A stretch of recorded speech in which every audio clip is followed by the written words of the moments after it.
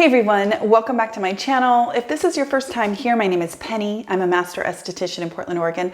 Today, my friend Melanie from the channel MrKongsMom and I are starting a tag video. It's 12 questions, they're beauty questions. It's kind of like an unpopular opinions tag. And basically we're going through a bunch of fun questions. I'm hoping that you guys will chime in a little bit in the comment section and let me know some of your answers to these questions as well. I'm gonna put the creators that I'm tagging here on a split screen, and I hope that you will consider doing this fun tag. Now, if you guys aren't familiar with Melanie, I really do hope that you will go and check out her channel. You will love her. She is a special events florist, incredibly talented. She does videos on beauty and she is a cruelty-free channel. And I know that some of you are really interested in that type of content. She just has a really lovely channel and you will love her. I hope that you will follow me on Instagram as well. It's PENN.SMITH.SKINCARE. I'm doing all kinds of fun skincare content over there daily right now. I'm doing a really fun masking challenge in stories. So yeah, I hope that you will follow me there as well. Let's get into the questions. I'm gonna look down for a second because I have my phone with all of the questions. The first one is, what is your favorite inexpensive brand? This one, hands down, my favorite inexpensive brand is CDB. I love that brand so much, and pretty much every single thing that I have tried from the brand, I have liked. You might already know that their high molecular weight hyaluronic acid is my preference for microneedling, especially at home. It is inexpensive, it's high molecular weight, and it's got a really nice consistency, and it's inexpensive. So that's what initially turned me on to that brand. Then I started trying a bunch of their stuff. They have a Snail Mucin serum. This is a fantastic serum, comes in a pump, which I really appreciate. It is inexpensive and it's in a hyaluronic acid base. It's beautiful. They also have an azelaic acid serum that is fantastic. If you're not familiar with azelaic acid, it is an anti-inflammatory ingredient and it's just lovely. I love this as well. They have a hydroquinone serum. This is 2% hydroquinone, so it's over the counter. So 4% is going to be your prescription grade. 2% is gonna be your, over the counter, and it's gonna take longer, it's going to be slower, but it is a pigment inhibitor and it can be helpful if you have pigment issues, especially if you have post-inflammatory hyperpigmentation. 2% hydroquinone can kind of help hold that pigment down a little bit. Their niacinamide toner is excellent. And let's see, they have, their Galactomyces. It comes I finished it up, it comes like this. It is fantastic too. So CDB, definitely. I just think they are a lovely brand, and so far I haven't come across something from the brand that I didn't really like. So definitely that is my favorite inexpensive brand. The next question is, what is my favorite high-end expensive brand? Now, this one is difficult because I don't have one. I like to pick and choose, and I don't like any brand telling you that you need to use everything from their brand or else you're not going to get, the results that you want or the results that they promise. So I tend to not do that. But if you've been here for any length of time, it doesn't have to be high end to be fantastic. So there's all kinds of things on the other end of the spectrum that are really wonderful as well. Least favorite skincare brand overall. I hope that nobody gets mad over this, but it's IT Cosmetics. And this is not about their brushes because I love their brushes, but their skincare is not good. I know there's going to be people that love it, but they're full of sun sensitizers and they're full of promises that aren't true. So, I think about their neck cream in particular, and I just immediately am turned off by that because it isn't going to give you a new neck, and it's full of crap that's going to irritate your skin. Is fragrance and skincare okay or not okay? And I'm going to say it's not okay because for the masses, there are definitely plenty of people that are going to end up being sensitized to fragrance, or they just don't like to have fragrance. But the other thing about fragrance is that one listed ingredients, fragrance, that can be a compilation of lots and lots of ingredients in that one word. And for that, I don't like it. Because as you know, I am an ingredient, I like to scour the ingredients. I want to know exactly what is in a product that I am putting on my skin. The caveat here is I do have some products that unfortunately have fragrance listed probably last on the ingredient deck, and I love them.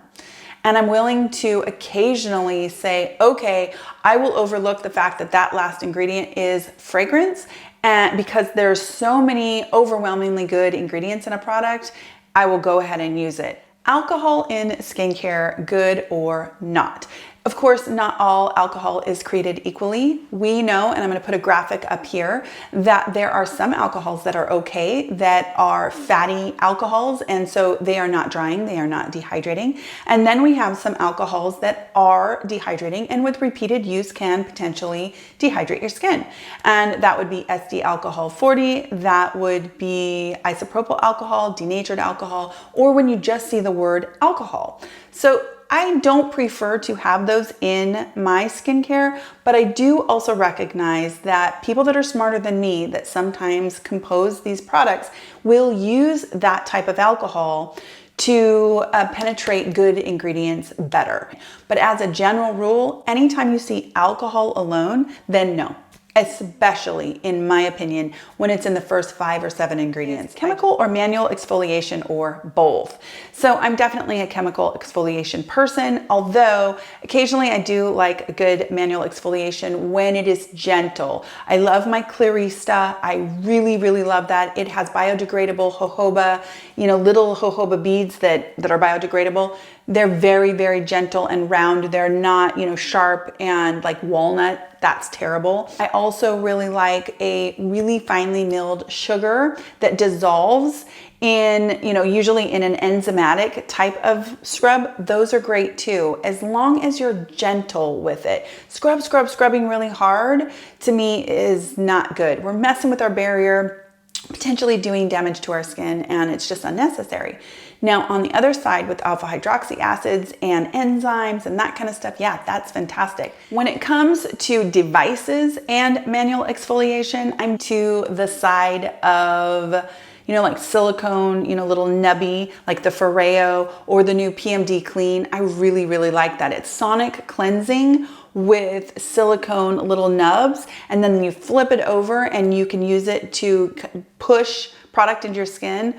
I love that, and that's a manual exfoliation, but it's super, super gentle. Extensive skincare routine or simple routine. So obviously I have tons of product. I try all kinds of things, but the truth of the matter is a lot of times a simple routine will get you the best results. And not only that, it is a great way to see what actually works for you and what might be causing you trouble. So anytime somebody is new starting a routine, it's great to start simple and then add things in. My favorite skincare ingredient. So this is kind of weird, but it's copper peptides. I have noticed such a change in my skin since incorporating copper peptides into my skincare routine that when I stop using them, I notice the difference in my skin. Now, I know I promised you guys a copper peptides video. That is coming. I rearranged my schedule due to homeschooling and my husband's home, working from home. And so, yeah, we rearranged it, but it is coming. I will tell you that my very favorite copper peptide serum is the VIP serum from Dr. Picard. I have been testing out some copper peptides from Niode and also from The Ordinary, and I will definitely give you a full breakdown. Tretinoin or over-the-counter retinol, and it's definitely tretinoin. If you have the ability to get a prescription and to use tretinoin, it's the active form of the vitamin. Now, if you can't get a prescription or for some reason Retin-A just does not work for you, then retinaldehyde is my over-the-counter choice, or gram-active retinoids are another really fantastic option. Those would be my preferences far more than good old retinol. Most effective skincare brand still is my Obagi. Whenever I think about a time in my life that a skincare line took my skin from some of its worst moments to some of its best moments, it's Obagi. But, big, huge but, all Obagi is, all the Nuderm system is tretinoin, hydroquinone, and alpha hydroxy acids. That's what it is. And just in a routine and just being compliant, and that's why that line is so good. It's not really about Obagi, to be honest. Least effective skincare brand. I gotta say it's Perricone. It's confusing and it's overpriced and it's often full of sun sensitizers and fragrance. So that one is probably my least favorite, least effective. Favorite skincare gadget. Right now, I have to say that my favorite skincare gadget is the Faustina, the IPL. I'm doing round 2 of that one, and this time I took lots of before pictures. I'm actually only treating this side of my face, and I'm doing a pretty aggressive regimen, and I will be bringing you a before, and I'll take some durings, and I will bring you an after of this kind of aggressive regimen just in this area. I'm doing nothing else over there. That Faustina is a really fantastic at-home device, and now that I'm using it even more aggressively, meaning I'm using it more often, it's a once a week treatment and I'm using it more than once a week, I'm super, super excited to start to see I'm seeing some improvement in the overall rejuvenation of my skin on this side, and I'm seeing some improvement in the pigmentation. So that's my favorite. I have it actually plugged in, this is gonna sound crazy, I have it plugged in my kitchen near a big mirror. And on the mornings when I'm doing my treatments, while I'm waiting for my coffee to brew, I just sit and treat this side of my face, and I'm being super compliant with it, so I'm super excited to bring you those results. So that's my favorite gadget for home right now. Okay, Botox or fillers, okay or not okay? I think whatever floats your boat is fine. Do whatever you want. I definitely get Botox, and I have had fillers in my past. Contrary to popular belief, I don't have a bunch of filler in my face. I just have a puffy face. I occasionally get people talking about how I have too much filler, and I'm like, it's just my face. I got a puffy face. Can't help it.